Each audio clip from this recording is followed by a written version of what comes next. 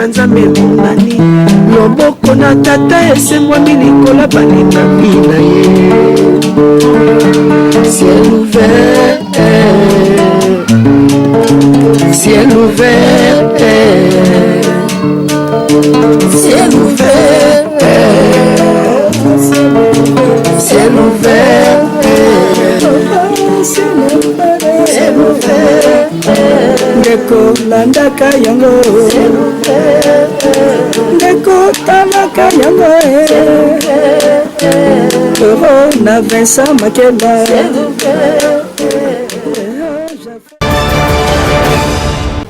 Voilà, Nzambe apambola bino ba ndeko nyonso bozolanda biso na République démocratique du Congo, na Congo Braza pe na monde entier.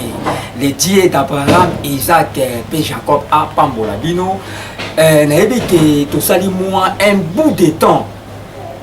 Ndeko mona biso lisusu te na ba émission parce que Flamme d'Angola bondo mona lisusu te parce que tozaka pe na ba retraite kokotaka kokende poko litelongia Nzambe.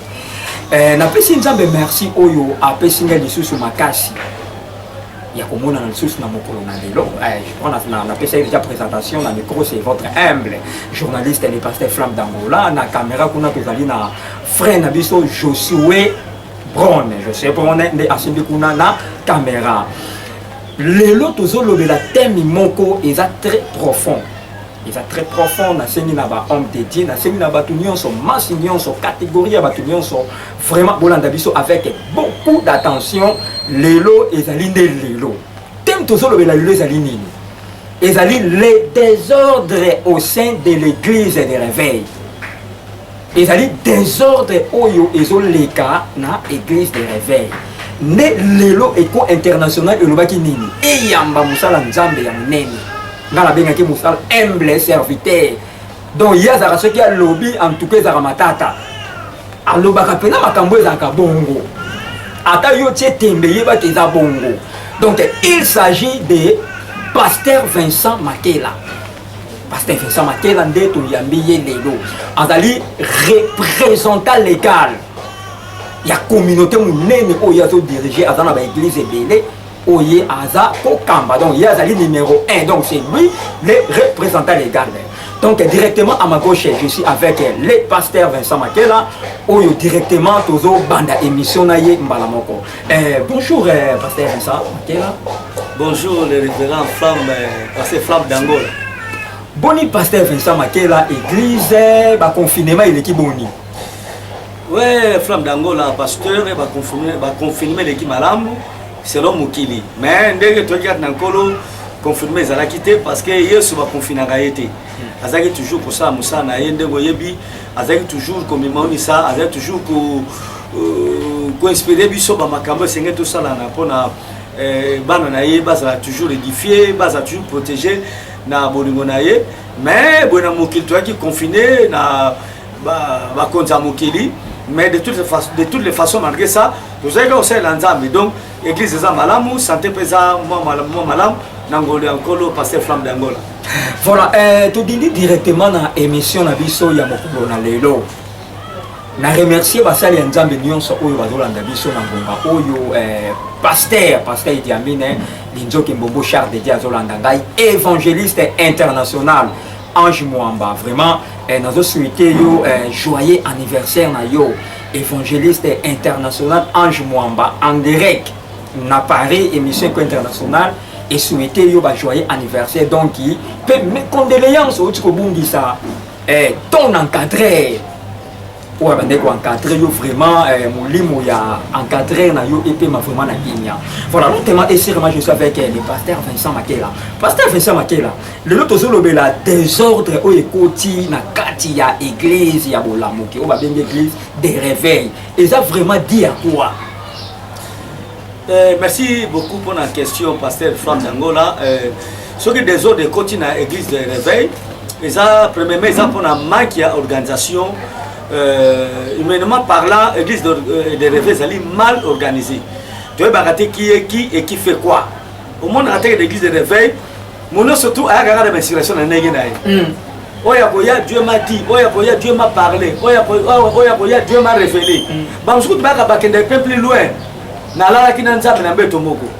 alala ki na nzambe na mbeto moko donc makambo se belle l'église de réveil muswa ko yakutu nzambe alobi na nzela mwasi na ngai ta mwasi na zoke ne wenze za mileke kitunga basona mwasi na ngai tout ça donc au monde na communauté moko te chaque fois pasteur za ko ba ke ma femme a dit on a que Jésus a dit yega mwasi na ye ma femme a dit parce que avec sur le prophète ce qui na nous ba désordre ndenge wana même l'église catholique ezate même l'église kimbangiste ezate osomona l'église catholique malgré tout bazanga baza eza nango penanga na par exemple l'église penda ya colos masi ya pendate mais bazanga mena mo organisation moko oyo etaxa ke bango motuno so azala ndenge ndeko wera robaki ala kelele aza toujours na bolongo mais pas na biso flamme d'Angola pasteur muno so azali danger na kwena ye Mounou Swazali, on a réveil.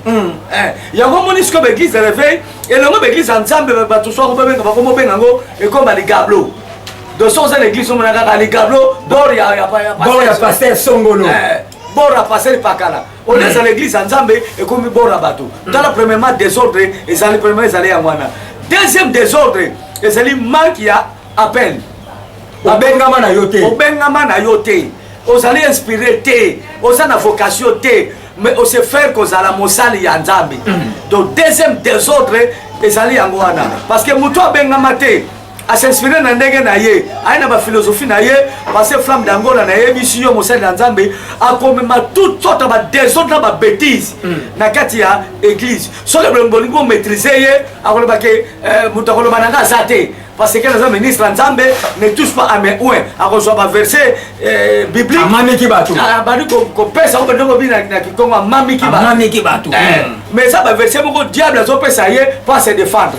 Or, mon tos la moli Nzambe a inspiré. Ce qui a sali mabé, tout ce qu'on a sali likambo, mon limo Nzambe ko pekisa ye, to est autorisé à salambo. Mais l'église de réveil est saté. N'importe qui fait n'importe quoi. Voilà des autres et sur l'église de réveil passer flamme. Voilà, et lentement et sérieusement, je crois, et tout dinda qui déjà dans l'émission, la mission de mon colonel, et l'autre, mais la carte des ordres, où ils ont la carte église des réveils. Parce qu'il faut tout le bélango. Parce que ma belle qui est allée, il faut tout le bélango. Voilà, parce que Vincent Makela, nous avons le babouille, mais tous on a nous n'avons année écoulée d'ambo.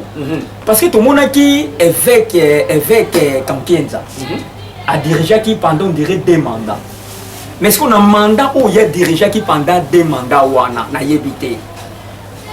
Na temps où il y a dirigé qui est-ce que il est kaka malam puis il est kaka ndeni parce que ils ont émission to dit to yeba ba vérité awa.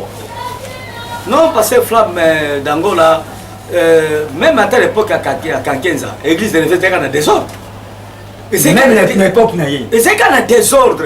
Est-ce que Kankenza a qu'on maîtriser tous les pasteurs dans l'église de réveil? Non. A qu'on maîtriser en côté. A qu'on maîtriser en côté. Ça qu'on maîtriser tes pour nani. Mais et ça la raison on apprécie. Parce que batoming ba benga mate, batoming ba inspiré, batoming ba na vocation té, mais ba fongoli l'église. Alors église de réveil et ça na ba ça organisé té. Malgré tout, tout ça na katibne ba tout ça na RSC qui na RSC. RSC. Mais mutu à part RSC na basali, asa na bor na ye, aso sala ko na ndenge na ye. Na ndenge na ye. Asa pe na église na ye pe o aso se lango pe mbongo. Oui. Et ça n'avait battu un pasteur flamme d'Angola. Oui, qu'on pas dans le balai que pasteur Vincent, le gros c'est le paiement, mais tu reportes dans ma baie. Oh, mais tu reportes dans. Pendant que tu est-ce que l'église yom to madaka. Yom to salaki amu. Ça se souffle pendant que son baba. Na solo ka baba am comme un biso. Na solo ka ya nzambe te mais ya ma pasteur. Comment ya pasteur? Na solo ka am pour ba l'église awa parce que on est ndeko baki, on bi que l'église sans na ba faux tête. Ba faux tête nzamba sali grâce ko pesa ba vraie tête yo ko lo balanga no pema na te akate le rêve est humain tout ça ba oso ba lo ba sala nzamba solo ba bongo aso ba ne mona ko siko yo ko lo baneni bole sa borna yi yene ta aso kimbongo a pesa place ba louer yo ko lo baneni passer flamme même quand quelqu'un a quoi maîtriser église de réveil parce que il y a fait beaucoup de gaffes, il y a fait beaucoup de dérapages.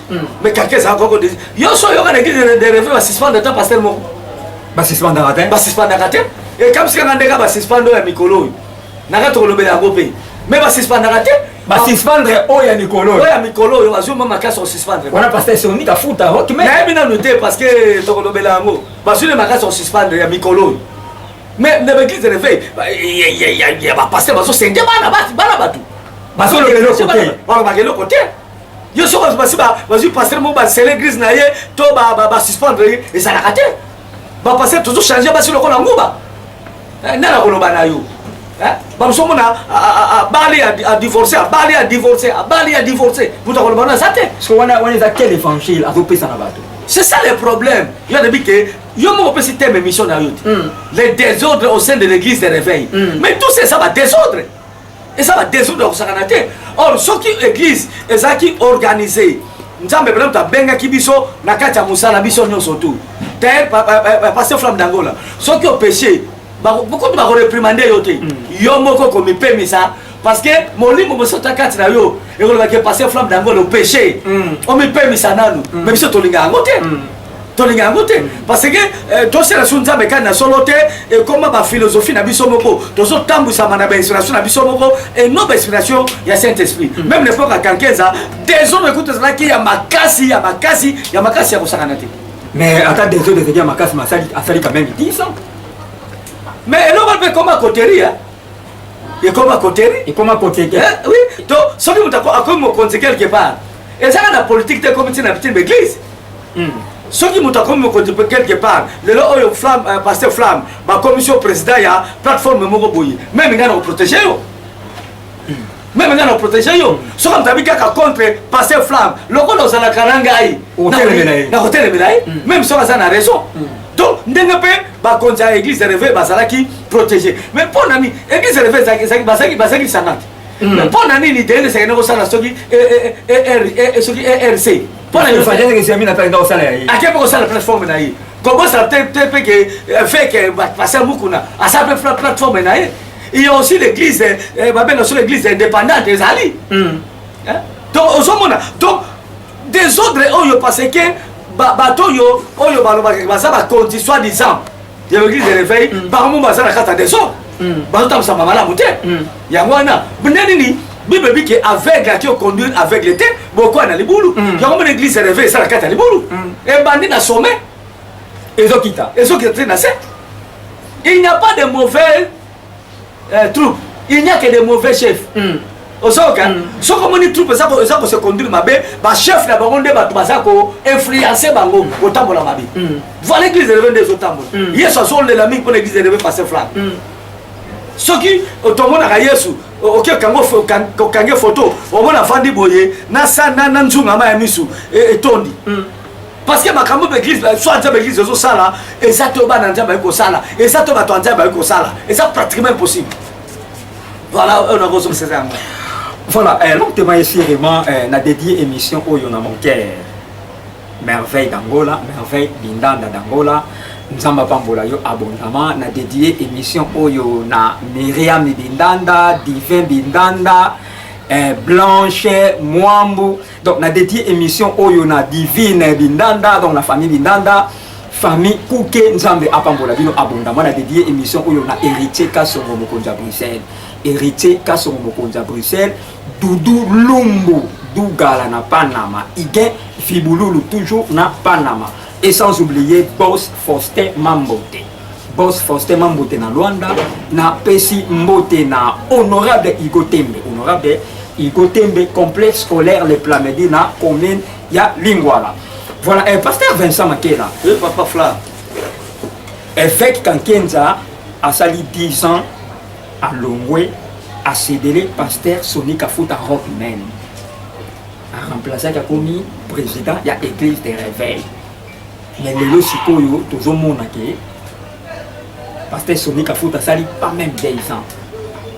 Tout le monde qui parle Longolier, tout le monde qui parle sali, ils ont au juste est-ce que Longolier va remplacer ou bien ils ont des pasteur Flamme, l'imbisa Turabona, n'a pas rectifié le mot. Quelqu'un a sali 10 ans, a sali plus de 10 ans. Après ça, 20 ans, 20 et quelques années. On a président l'église de réveil. Oui, représentant l'église de réveil. On le voit le Koumou, représentant légal. Légal. On a un côté de micro. Voilà. représentant légal l'ami du Saint-Esprit. L'ami du Saint-Esprit. Ah oui. C'est parce que révérend quelqu'un Zabagaya a l'ami du Saint-Esprit. L'ami du Saint-Esprit. Eh, à son la Saint-Esprit, alors la Saint-Esprit, la Mukakanaye, Saint-Esprit, m't'instruire qui va m'accabler belé. Il faut attendre dima parce que moi à l'obi kaza ami Saint-Esprit à mon akaye biso photo dima. À ça plus de 20 ans. 10 ans sur salaire. À ça plus de 20 ans. Et na lobi que ceux qui m'tasu bokondi ba protéger kaye na batunaye. Même l'église est comme nango. Et ça la clique à batunaye ba protéger yo. Yo so on a tellement rencontré comme une église. Comme l'église boka ba Congo ba Congo ba Congo ba Congo ba Congo ba ngona boka ba Congo. Wana passer baka ki Congo. Makwenda mafutuka makwenda bongo la meso mwendi. D'accord. On est à désordre hein. Mais ça désordre. Église c'est quoi ça la église c'est ça tribu moko boye. Et ça ethnie moko boye. Et ça na ya religion moko boye. Yesu tanga benga be ko na ye abenga ki bango na ba ville différente. Yo tanga Bible ko ne kango yebi. Aso ko na ville na mboka moko te. Et ngol ba ke église ezali place à cotérité. Les églises eza place ya munoko moko te. OK église bo na baluba na baluba. So pas ça muluba donc komona so mele ko taka bilongo mona ka bato baza bato ya Kasai. Où est cette église à Nzambe ke passer flamme. Alors on le dit kambo ya ndeko soni asali pas même 2 ans balongoli. Ngai likambo ya soni esalinga passe na motema. Parce que bango moko bato bavotaki. Bango moko bato batiaki. Mais bato bavotaki ye. Bavotaki la mosoni, to bavotaki ye na inspiration Saint-Esprit. Est-ce que Saint-Esprit passe flamme et qui reprenait l'homme à mabe? Jamais. Akas. Osomona. Et le gars bake bato wana bazala molimo nzambe te. Parce que bango moko bato batiaki soni.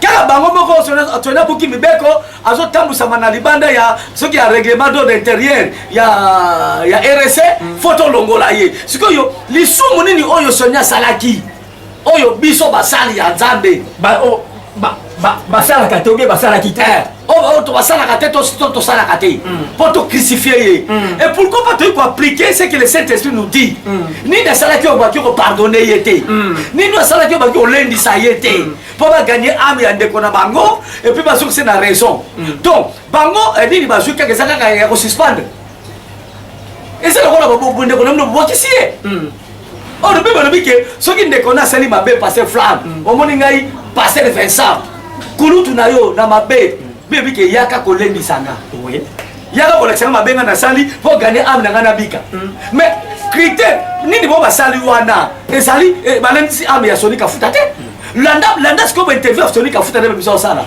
alobi ke bato na ayini bango na motema na ye ata na ndoto na ye alotaka bango te bao baseli ye likodi oui complot wana voilà OK soki bakuteli même nzela ko pesa ka bango mbote te bo basala nzela ba comme na niveau ndenge wana e bongo siko biso bandimi to ko bani voilà basanja basana haine bazo bendana bazo yokana te so moninga seni mabe olebo lendi sa ye bozo kusela nzela bilonga na boko boyini ye bobwakisi ye est-ce que o bati wana akotambola ka lokola Yesu akosala mabe to akosala est-ce que batie wana ba voter ye ou bien batie ka kotia c'est ça le problème ngana bidenge ba procéding na bango ponga biloko na ngina ke na voter ce que ba voter so mais ça désordre mais il y a beaucoup kasi elandi émission na yote les désordres au sein de l'église de réveil il y a beaucoup osomona wana pe ba voter ba tie sope ko tie sope ba voter ko voter est-ce que akotambola pe malamu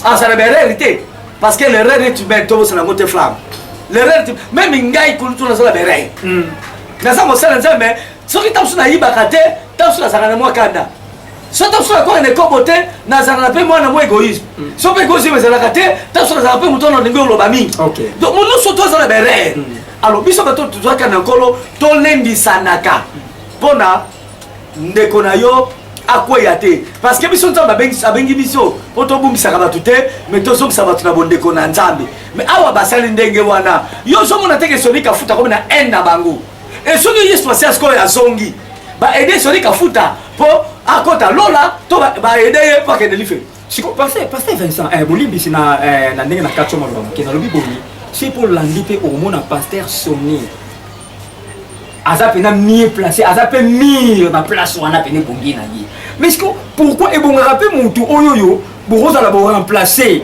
normalement il faut azala pe na expérience koleka mutu aute kobima nayebi te so eza ndenge wana te mosala nzambe eza différent na mokili mais nga nakozala avocat soki kafuta te parce que nayebi mpe ndenge atambusaki église réveil yango te mais nga nakoki koloba boye soki kafuta a beaucoup fait asali mpe mingi na mboka na biso totala kaka kote ya mabe ya mutu te totala mpe kote ya malamu azali moko ya bapionnier ya basali ya nzambe ya mboka na biso so tobi totanga 5 serviteur ya mboka na biso oyo basali nzambe ntango molai mpe eyebene biso ya bato je crois que soni kafuta akorate te na 5 personnes wana ozomona par rapport à mutu bango ati lelo obike mutu batomi bayebi ye te bayebi ye te batie sur nani so baremplacer sur nani kasi yo za journaliste ça là journaliste investigation ça là banquette comme so batina afandi zia na bureau bandi zia kotravailler nayokaki baremplacer mutu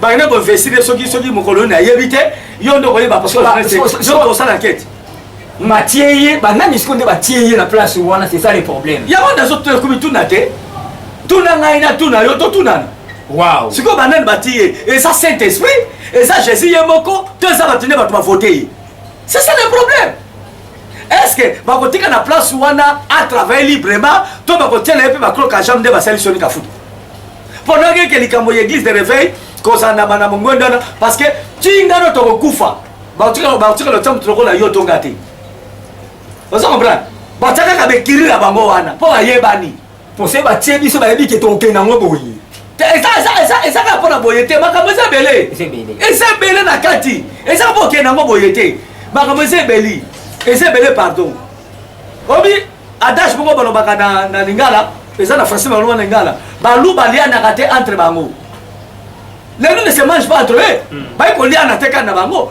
parce que bamiyebi clique na bango na ndenge ezali parce que soko lendi badira soni kafuta azoloba ke ngai balongoli nga parce que nazali mutu ya province tel te yo balongoli ngai yango balongoli so azali mutu ya province wana nde balongoli ngai te est ce que bato baza na esprit ya ndenge wana est ce que ce sont des serviteurs de Dieu est ce que baza bana nzambe mponga nandi bemisa soni kafuta alobi ke bino bokamati bokonzi bopesa ngo mpo baswahili bolongolo na maboko na biso batutele mais passer flamme ça ne peut pas se faire ça c'est diabolique c'est satanique nete soki soni kafuta zo basolo mais soki eza ndenge wana mais église réveil oyo eza so na ntina te donc c'est na mboka mosusu bakangi yango oui eyo ça désordre yango monaki ndeko moko alobaki ngai nazongi na ngai na maison mare oyo maison mare catholique azongi na ngai na catholique mais nayebisa ndeko wana soki tazongi na catholique c'est plus pire okeli felu parce que makambo mpe mabe bebombami kuna bazali très bien organisé mais basala makambo mabe ebele passe flamme oyo biso ngano toyebaka te eza na cc voilà topema moke napesi mbote na mama pasteur Bene Makela azolanda biso napesi mbote na mon parrain pasteur Denzo Landa azolanda ngai mama Lorette Landa azolanda ngai napesi mbote na mon cœur merveille Koke d'Angola Koke donc que Dieu vous bénisse abondamment napesi mbote na Kelly photo shalom commencé Kelly photo shalom commencé napesi bambote ebele napesi mbote na pasteur Tetendaya napesi mbote na mon avocat en direct de Luanda maître Melchisedek Ipanzu napesi mbote na mon avocat aussi ici à la République démocratique du Congo maître Daniel Tumba maître Idi Amin wana bazali ba avocat na ngai ya pasteur Flamme d'Angola napesi mbote na les amis de Flamme d'Angola au baza partout dans le monde entier nzambe nanga apambola bino abondama napesi mbote na couple Ziguratoko wana nazomona Vanessa ma fille à moi que Dieu vous bénisse napesi mbote na héritier kaso mokonzi à Bruxelles voilà pasteur Vincent Makela nalobi boye sikoyo tozona no ba plateforme mosusu na désordre oyo esalami na église de réveil bazoseka obe baobeta maboko bon nayebi te so bazoseka to babeta maboko mais nga na koloba baki koseka bakobeta maboko te baki koseka c'est koseka peut-être grave oui parce que eux ils ont ça masque avec des réveils et l'équipe même théâtre ya leki na ngamba leo somo et l'équipe même théâtre na ye oui na mwana na ngai nani ping pong donc l'équipe même théâtre na ba ça sous moi muki atako moi muki et l'équipe même na théâtre oyo kokodio basala kaka et l'équipe même théâtre wana voilà donc ma monsieur dans l'église de réveil même ils ont ça que ça soit même mayele torobani pas ba païen torobani pas ba musulman yo ba musulman tata ba chrétien ba ventilier parce que biloka boye on laisse ça la matin na bandimi biso to corriger bandimi mais biso ça la na sommet bato baza ko prétendre ko diriger l'église et ça na niveau na bango haine division jalousie tribalisme et ça je manque même des mots par cette flamme donc pour la plateforme mususu oyo balongwa na église de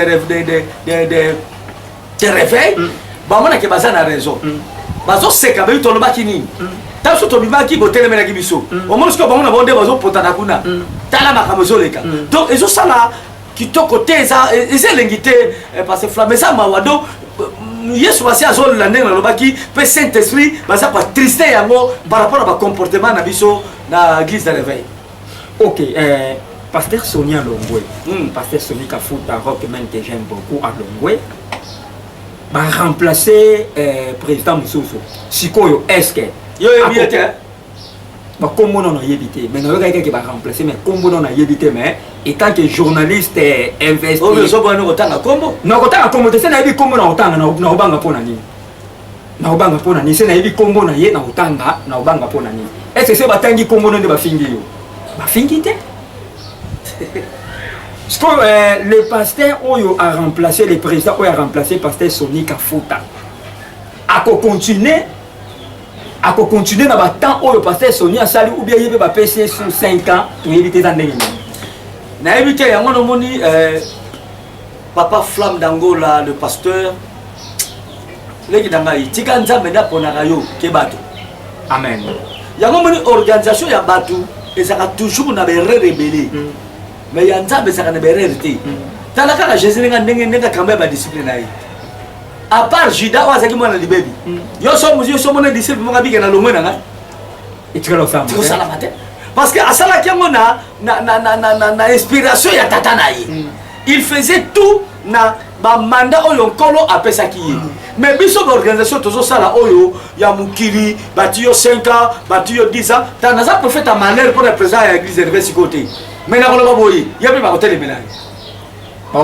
yabe ba hotel melai lobake bayokana kana makamso ndeo na makamba ya bayanzambe basala ba gender na bango caché mais yabe ba hotel melai parce que lisanga les gens les lisanga balu eza lisanga balu bato baninga ko mimoni sama ngande na sacra ngana Congo na cause premier ngana Congo na cause la leader osomona alors ceux qui oso kwatio place oso konza bango baza ko se retrouver parce que il y a des choses cachées na ba poste bon bazwa kawana baza ko se retrouver crois-moi passer Flamme to osonga susu awa ba hôtel meleka ba hôtel melai ya mwana na ko sepela mingi ngana ko encourager Sonia Kafuta Rockman yemoka ndeka bakaza général atika la général na etonga na yi asape na communauté munene armée de l'Éternel et sa communauté munene asala bana molimo asala be Christ na kambaka asala batunaye atika la wana pona ngali mbisa bango parce que est-ce que omoni communauté zo kamba nzambe mutataye mutako lo molete mais on va pas nous mutatayo pardon na église de réveil batune batayo bon batiaki nde balongoli ozo masiko différence donc lokola batune batiye wande basepelaki ezala wana ntango basepeli ete balongoli basali bareno balongoli mais na armée de l'Éternel lokola nzambe moto ataki ye nzambe akolongole kaka mokolo ye moko akolinga mais moto akokosuspendre azali te ase concentre sala mosala nzambe na nzambe soki maza mosala ya nzambe solo nzambe akosunga ye akende liboso na bana na ye voilà voilà eza pasi mingi eza pe soni mingi parce que église de réveil ils allaient communauté ou des plateformes moko ya munene mais des ordres où ils ont salama na kati vraiment ils a passé na ba plateforme ressources bazo seka et le nango pasteur Vincent en tout cas pena nzamba sunga pena RC nzamba sunga RC papa nakaso maloba te eloko moso elingai obi pourquoi makambo salami babe bandaki pona vote ya soki Rosar Malonda obi Rosar Malonda oui o bango te soki na seni oui yango moni bible zo pekisa basali ya nzamba kotaka makambo mukilité donc mosala nzamba ko sala politique te oui o moni loko zo mabango wana organisation ya seni bango bazana kati pasteur azana kati na corps pastoral société civile pasteur azana kati mais na makambo sono makambo ebimi kuna ebele na makambo corruption ebimi kuna o bapesaki ye soki mbongo so baiki balingi bacorrompre ye po bapona soki Rosar Malonda nakasi Joseph oza monene oyeba makambo nazoloba mais soki siko bakendaki namo makambo wana te batikalaka osala nzambe nde basasali ndenge wana te osomona mosala nzambe so okoti na politique ozalaka sali bakotia yo nie na nzoto tina elongi moto akosa yo te parce que la politique etambolaka na diabolo politique etambolaka na satan parce que makambo esalamaka na kati ya politique wana ezaka makambo molili kuna nzambe azalaka te bongo bato babiso makambo baconfirme baeglise ya bana ya bapolisie te eza bapoliticien eza leta mokili ozomona babebeko bazwaka mabe tala yo moko neti na mboka na biso papa Flamme badeconfine Congo mais babandi biso na babar ele babanda na église babai na babar babar de motel eza déconfiné na babisike ya kolia taba tout ça bani eza déconfiné mais église batiango après un mois après c'est quelques semaines je crois après un mois quoi c'est là un mois est-ce que ça normal si on parle de l'état monde atient na lobby l'état etambolaka na nzambe penza te etambolaka na satan yango moni bato balobaka toute autorité vient de Dieu nandimaka yango te moto oyo azwi bokonzi na minduki papa Flamme aya bisi guerre na Congo ya akomi président autorité te panza nzambe alingaka makila bato te moto asaliki sipako baministre autorité te panza yo te pa nzambe te wana pa diable d'accord osomona moto oyo asali bikelakela alekisi bato akomi bourgmestre autorité te panza jamais mais poni bino bapase bokosa absolument toute autorité vient de dire mpe baosala yango baséminaire bon ngana onasala séminaire ya teme wana te ya paster ngana otyela kosalaka yango te mpo nga nasila mona moto meme atala mabala mosusu bato ozobala moto akepanganga akangi mobala bato akangi mobala bato na kisi oui yo olobaka libala nio tyopanza moto akezwa mwana pa ya nganga mpo bato mbe alobaka bana basala baba angelu ya nzambe tokone mwa parenthèse wana omonaka toute autorité ne vient pas de Dieu bana basala bango ba angelu ya nzambe mais moto akepanganga akezwa mwana panganga est ce que mwana azala angelu ya nzambe autyopanza autyopanza be te oyebi ke nga nayebisaka meme ata bato mingi nakotika mwasi nanga nazwi même petite sere nanga tokomi kolanda ne mbeto moko mikolo nyonso tu tosala makambo nyonso mbani basalaka toboti mwana nzambe moto apesi ye te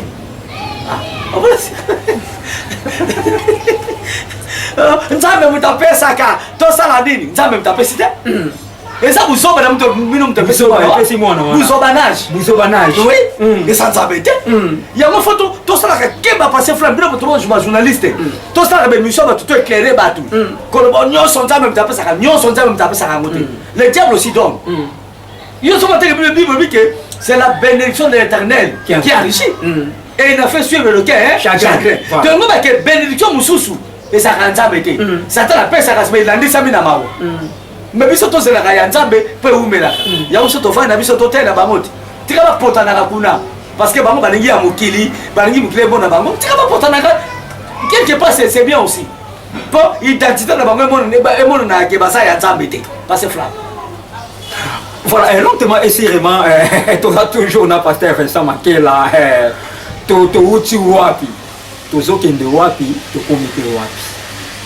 Ils a pas si mais nzambe ya lola asunga kaka. Pasteur Vincent, après savoir qu'on soit gloire nyo sur mokili. Nazina nga gloire nyo sur mokili. Oh nini excellent archibishop, excellent boy.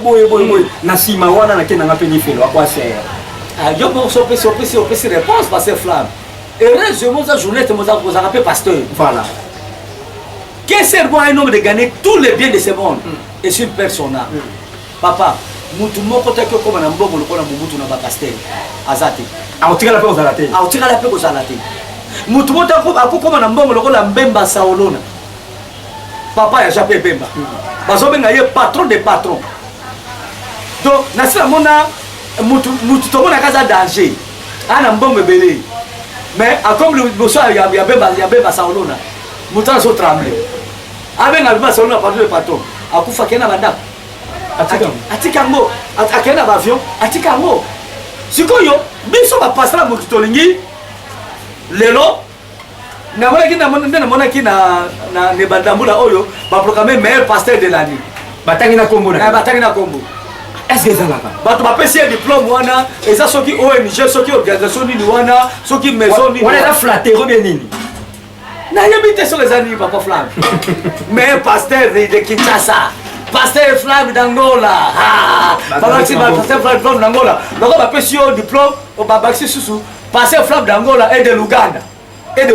Parce que mais il faut pas baxer. Ça. Oh. Mais tu vois quoi? À la bonne église, va mêler, tu ne vas pas programmer. Est-ce que ça yes, tu as programmé? C'est ça le problème. Va passer au meilleur pasteur dans diplôme. Va passer na diplôme diplôme de mérite na madame azozwanga lection diplôme de mérite à la prochaine mais natikala kosala yango te o yo mikolo oyo bazonomi na tv ozoteya danger choms production tapesa ngama oza maire pasteur ya tiasa mikolo oyo ozoteya bie bato bazolanda yo tout ça bani mais tokobeta tolo na yango te po eza biloko mokili bakoprograme nga meilleur awa na kisasa bakoprograme nga meilleur na kasavubu mais nzambe azomona ata na 100 mètre ya lola na na komite Pasteur Flamme naki kosilikisa yo okomona bapaster mingi baningano bapaster bino bapaster biso bapaster omona mingi na life bien sûr wana nayebi yango oyo baprograme babongo abameilleur bayemba banzembo ya nzambe basala mpe boye babine beglise eza plein neti yangai na yo mokokuta bongo na life tokofunda na kuna na life tokofundana omona pasteur fese yo mpo ozala na life ngai nayebi te nzambe moto ayebi me nasanga makasi wana kota lola pasteur fese nazaka na continuité ya nini ya makambo ozoloba nalobi boyi si par exemple lelo bayeba bi pasteur Vincent loba un mot na église de réveil sala organisation de l'église de réveil o banana kolongola banani bakipe kolobana nga bongo te eza question nga na posé yo parce que ça peut s'arriver et kokoma mpe balobi ke loba un mot na église de réveil nini bango bakoki kosala po organisation ekota o bakolongola nano banani obanda wapi naki kolongola te parce que bible elobi tika matita mabe ya malamu ekolo esika moko moto alongolaka eza nzambe mais soki mpo na nga nosala liboso na première organisation nga na kosala groupe intercession ya basali ya nzambe les intercesseurs mais sur les ministres de Dieu to bondele pa ya nzambe atina vrai basali osala mpe règlement osala bango mpe règlement ndenge règlement ke soki osala eloko boye fo bapemisa yo règlement ndenge ezala tala biso à part bible règlement biso eza te la bible a tout dit bible petit ekobo epekisi kozala orgueilleux milangwa epekisi kolangwa epekisi komela basanga epekisi mwasalataka mabe epekisi bilula epekisi ekobo bisiko règlement nini okosala eleki bible vraiment est ce que barèglement bazotala bible réveil bazotosango soni kafuta lobeleka mwa grave alobi meme kankeza azali kotambolaka na bairrégularité na bairrégularité azali koviole meme nini bamibeko ya église de réveil est ce que balongolaki ozomona papa Flamme po biso totambola malamu tosala malamu na nzambe règlement tokotosa règlement d'honnêteté tokotosa constitution tokotosa ezali amen c'est tout ozomona soki otamboli au contraire ya bible na koaplike o bible elobi soki ndeko na asali lisumu to asali mabunga kende sola na ye soki ayoki te zwa 2 personnes soki ayoki te zwa ata 3 soki ayoki te lobango na lingomba ezokisa na nzela soki ayoki te botele lokola mopagano mekoyina ye te c'est ça oyo nga appliquer ça yango wana à part règlement wana oyo yanga moko inspiration yanga kotanga na ngai nakotia yango te mpo ekotelemela nkolo pamba voilà. Voilà, et l'autre essayé vraiment toujours dinda mukie vers la fin ya émission na biso na pesi mbote na Papa Simon Bindanda. Papa Simon Bindanda vraiment nzamba pambola yo nzambe abakisa ya mingi oyo ezangi kati na yo na pesi mbote na les amis des flammes na bana nyonso ya maison de prière na pesi bino ba coup de chapeau na pasteur Diamene Binzoki Mbombo Charles na pesi mbote na Tefila, agence Tefila wedding, donc agence Tefila wedding, donc une agence oyo eye ezo soutenir ba mariage. Ils allaient agence moko ya munene ezo soutenir ba mariage, donc agence Tefila wedding planner, donc Tefila agence Tefila wedding, donc voilà tout le monde présidente Mifi Geko sur l'indie au sala mariage, il y a qualité mariage de rêve ou bien quand on a numéro ils a affiché dans la poste télévision na bino donc passer bino numéro il y a présidente Mifi Geko, il y a agence Tefila wedding. Longtemps et sérieusement tout ça toujours na pasteur Vincent Makela. Pasteur Vincent Makela. Oui papa Fla. Na moni vraiment où ils allaient la première édition il y a émission na biso. Ou peut-être vous la dernière question on a posé ou bien avant dernière question.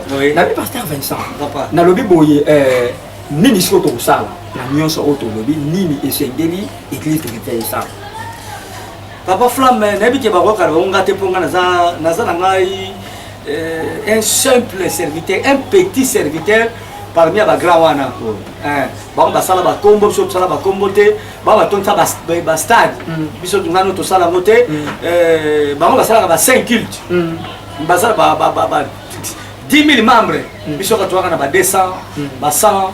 Alors nabi ke ba ko kanga ite mais et le pasteur l'église de réveil et ça tout d'abord l'église de réveil moi ba discipline moko sala.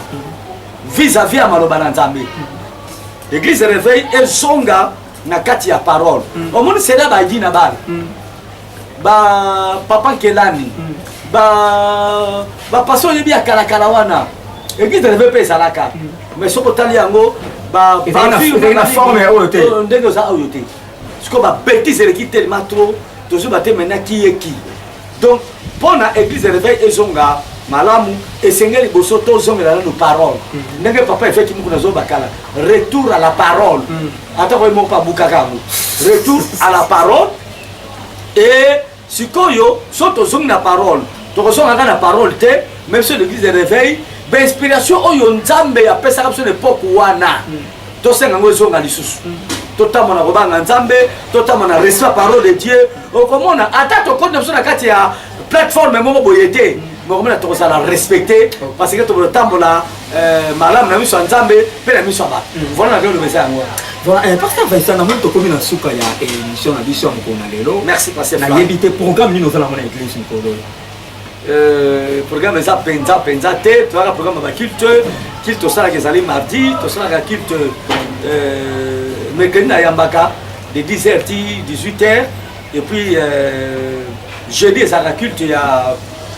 enseignement vendredi et à quitte à Béro les euros donc bateau yo nzamba tia ba makabo kati na bango metant sous emelama ay ba kateka zanani vendredi to fungola ngo po mtomtai basoki azanani et puis samedi ça la nango kaka nini ba mama to so ba mama et kama makaipa ya mama bene et puis dimanche on a culte normal ndenge to sambela voilà on a chose à moi mais programme spécial penza et ça te peut-être que goya mais en activité mon goya ma casse na papa nanga molimo le pasteur Jérôme que je salue en passant voilà OK ba dédicace na pesi mbote mingi pa ya maman Marcelo bukilo na ngai na pesi mbote pa ya Kapi chéri na ngai Leki na pesi mbote pa ya maman Bene ma bébé na pesi mbote mingi et pa ya sœur Brunel na France sœur Riguette na Hollande pourquoi pas na pesi mbote pa ya mwana na ngai papa Edi évangéliste Edi na France na mwasi na ye maman Nancy na bosanité maman Martina Mbal na ye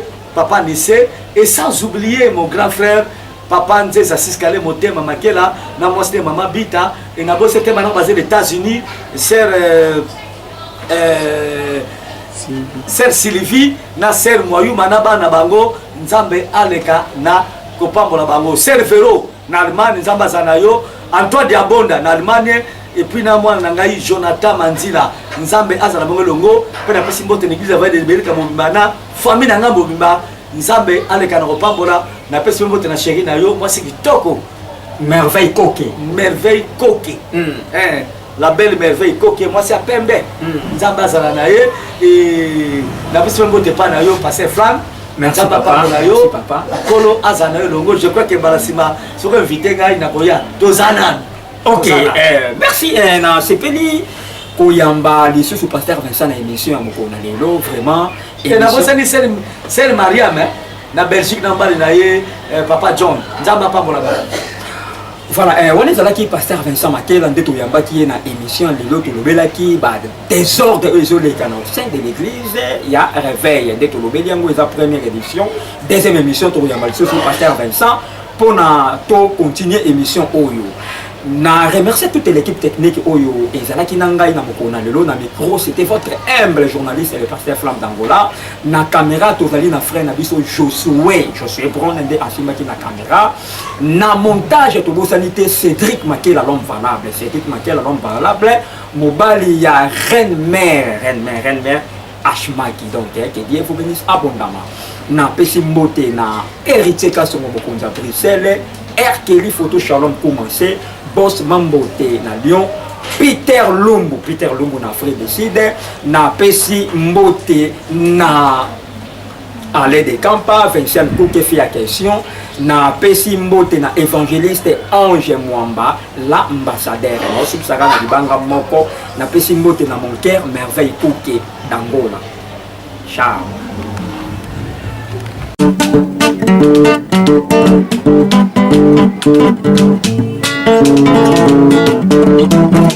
Ciel ouvert, lève-moi nique mon Nzambe monani loboko na tata ese mwami likola balinga mina ye. Ciel ouvert